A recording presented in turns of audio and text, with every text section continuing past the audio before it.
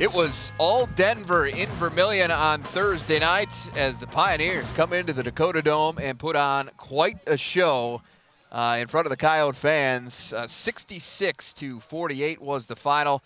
And Brad, both ends of the floor again. Denver just getting it done.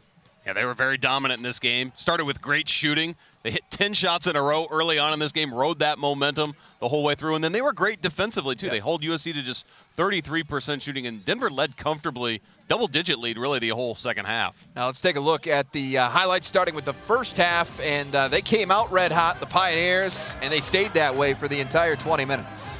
Well, they shot 68% in the first half. They hit 7 of 11 threes, and that was the big story. Olsen leading the way. Yeah, Brett Olsen got going, and boy, he was awfully good all night. But in that first half in particular, had 22 points and 6 3-pointers. Anytime he got just a little bit of space, he was pulling the trigger, and it was pretty much falling every one of those times. Coyotes did a great job. They were down 17 early.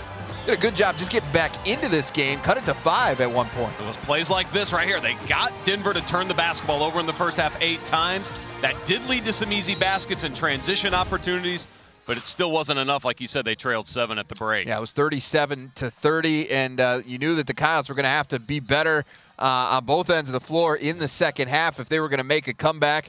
A difficult thing to do against a team like Denver, and you certainly didn't want to let them create any more separation. And Tyler Larson was trying to do his part early on, but right away they get back beyond the arc and they start hitting again.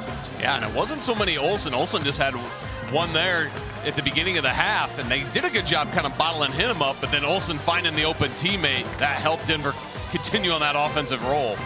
Coyotes continue to fight throughout, but they just didn't have enough answers offensively. They shoot just 33%. They were 2 of 15 beyond the arc. They only got to the free throw line 14 times. 18 second half points for South Dakota in this one.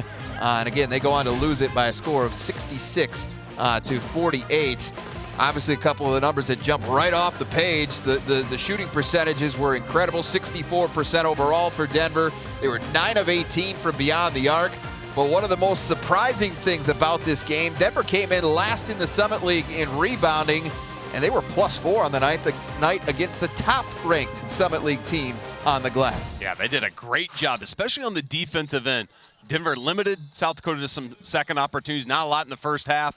And then when you're making a lot of shots, Jay, there just aren't that many rebounds. So Denver doing a nice job there, really controlled the tempo of the game as well, and that's a big reason why they won on the road. It's a second straight win for the Pioneers, who are pretty much locked into that number 6 seed for the Summit League tournament. They wrap up the regular season Saturday at Oral Roberts. Meanwhile, the Coyotes see their 4-game winning streak come to an end.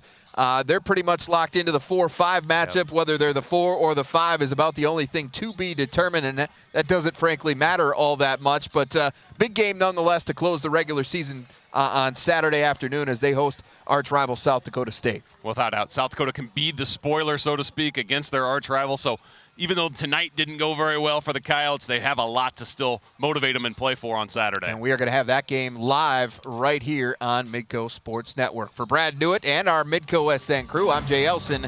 Thanks for watching.